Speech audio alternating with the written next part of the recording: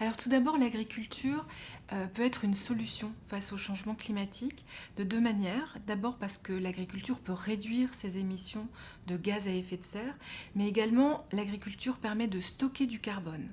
De stocker du carbone comment au travers de la biomasse, dans les forêts par exemple, ou dans les prairies permanentes, mais également dans les sols.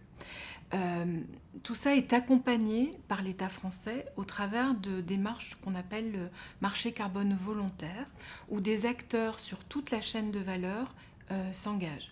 Depuis les agriculteurs qui réduisent leurs émissions ou qui stockent du carbone, jusqu'à des entreprises ou des consommateurs qui finalement achètent des crédits carbone et qui vont compenser ces émissions et qui donc quelque part financent, payent les efforts qui sont fournis par les agriculteurs. L'État accompagne tout cela au travers d'une certification des méthodes, au travers de ce qu'on appelle le label bas carbone, qui est un ensemble de méthodologies par grande filière ou par méthode. Et le principe est le suivant. En fait, donc l'idée est qu'une entreprise, de par ses activités, émet des gaz à effet de serre et elle cherche ensuite à compenser ces émissions. Actuellement, la plupart du temps, les émissions, quand elles sont compensées au travers de projets à l'étranger, de reforestation ou autres. Là, l'enjeu, c'est vraiment de faire en sorte que l'agriculture joue son rôle de solution et que ces solutions de compensation se fassent sur le territoire français. Alors, je peux parler de quelques exemples. D'abord, l'exemple de La Poste qui a décidé de compenser l'ensemble des émissions qu'elle émet au travers de ses activités par des projets forestiers, soit des projets de reboisement, soit des projets de meilleure gestion de la forêt française. Et tout ça est accompagné par le ministère de la Transition écologique et solidaire au travers du label bas carbone sur ces filières forestières. Ensuite, la filière élevage s'est engagée également dans cette démarche et une association qui s'appelle France Carbone Agri s'est installée.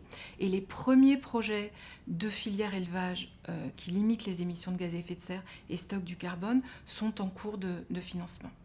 Enfin, il y a également des entreprises qui, de manière très directe, finalement, s'adressent à leurs producteurs, à leurs agriculteurs fournisseurs de matières premières. C'est le cas de Nataïs, par exemple, qui est une entreprise de fabrication de pop-corn, qui rémunère ses agriculteurs, qui mettent en place des couverts intermédiaires réussis.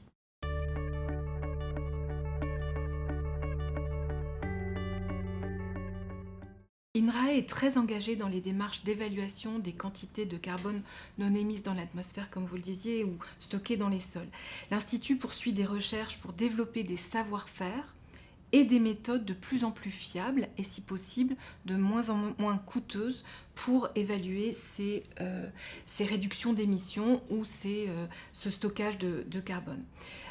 Ce travail en fait d'expertise et d'initiation finalement des recherches dans ce domaine est fait avec nos partenaires agricoles, les instituts techniques, mais également l'ADEME, etc. Et bien sûr en appui, en expertise auprès des ministères, aussi bien le ministère de la Transition écologique que le ministère de l'Agriculture.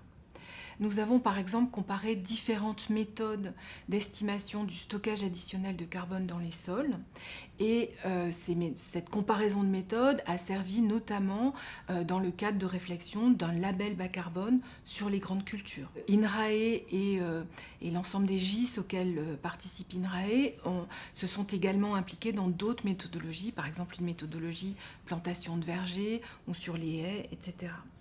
Par ailleurs, j'aimerais insister sur le fait qu'INRAE s'engage vraiment activement dans des méthodologies d'évaluation de stockage additionnel de carbone au travers de méthodes satellitaires. L'idée, c'est bien par de l'imagerie satellitaire combinée à des données in situ et à un certain nombre de modèles, d'estimer la quantité de biomasse qui est produite par les agriculteurs et du coup d'en inférer finalement la quantité de carbone qui va retourner au sol une fois que la culture est exportée. Je vous parlais tout à l'heure de l'entreprise Nataïs. Cette entreprise, elle a choisi ces méthodologies satellitaires pour estimer la quantité de carbone stockée par ses agriculteurs. À terme, je pense qu'il faut vraiment insister sur le fait que ces méthodologies satellitaires sont amenées à jouer un rôle essentiel au niveau européen et international dans ces mesures, parce que ce sont des mesures qui permettent de faire des estimations non pas in situ, mais vraiment à distance, de manière récurrente et puis de manière surtout peu coûteuse.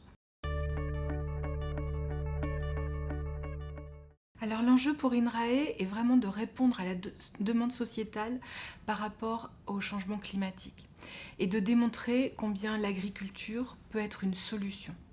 Donc le marché carbone finalement est un des éléments de contexte qui va favoriser une agriculture qui limite ses émissions et qui stocke du carbone dans des puits que sont les forêts, les prairies permanentes et les sols. INRAE accompagne également les ministères dans ces démarches de certification en apportant son expertise scientifique et surtout en développant des méthodes de demain qui vont fournir les conditions du passage à l'échelle.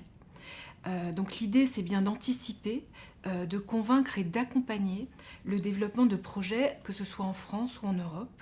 D'ailleurs, à ce titre, INRAE coordonne plusieurs projets européens de recherche, mais aussi de démonstration, et met en place un certain nombre de réseaux, finalement, d'initiatives européennes sur le sujet.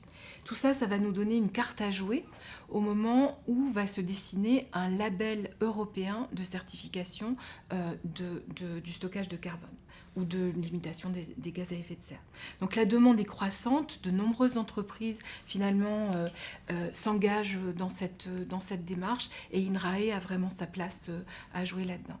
Je voudrais finir en vous disant aussi que lors de la COP21 à Paris en 2015, INRAE a été un des initiateurs de l'initiative 4 pour 1000 internationale et qu'on poursuit cette démarche et qu'en 2021, on va lancer un consortium international de recherche sur ce sujet du stockage de carbone dans les sols.